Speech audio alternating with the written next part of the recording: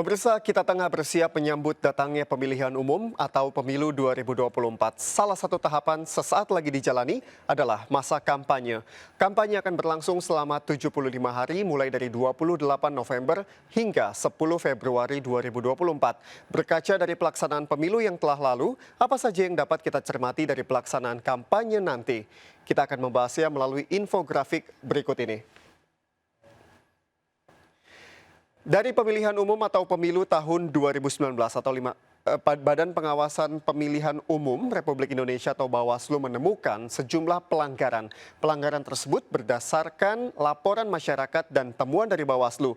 Di antaranya ini dia pemirsa, 16.134 pelanggaran administrasi dan ratusan pelanggaran kode etik serta pidana. Sementara jenis-jenis pelanggaran didominasi oleh politik uang, berita bohong atau hoax, serta hate speech atau ujaran kebencian. Berikutnya pemirsa, kita akan membahas mengenai pelanggaran pemilu lainnya, yakni itu adalah mengenai pemilu 2024 nanti yang akan diikuti oleh 17 parpol dan 6 parpol lokal Aceh. Rakyat Indonesia juga akan memilih 1 dari 3 pasangan calon presiden dan calon wakil presiden, serta sejumlah kepala daerah. Mereka akan melakukan kampanye mulai 28 November 2023 hingga 10 Februari 2024. Ada beberapa cara kampanye yang telah ditetapkan oleh KPU, diantaranya pemasangan alat peraga melalui media sosial, serta yang paling ditunggu debat pasangan calon presiden dan calon wakil presiden. Berikutnya pemirsa, kita akan membahas mengenai larangan dalam kampanye pemilu. Selain menetapkan masa dan metode kampanye, KPU juga mengatur beberapa hal yang dilarang selama masa kampanye pemilu.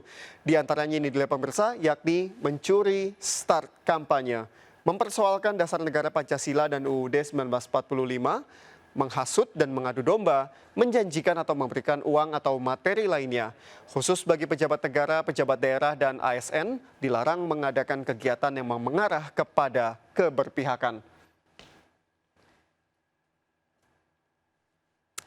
Dan itu dia tadi pemirsa, pelanggaran dan kampanye pemilu 2024. Pemilu mendatang diyakini akan menjadi pesta demokrasi terbesar di Indonesia, bahkan di dunia, yang akan diselenggarakan hanya selama 1 hari. Lebih dari 200 juta pemilih di Indonesia dan 1,75 juta pemilih warga negara Indonesia di luar negeri akan menggunakan hak suara untuk memilih presiden dan wakil presiden, anggota DPR, DPD, dan DPRD.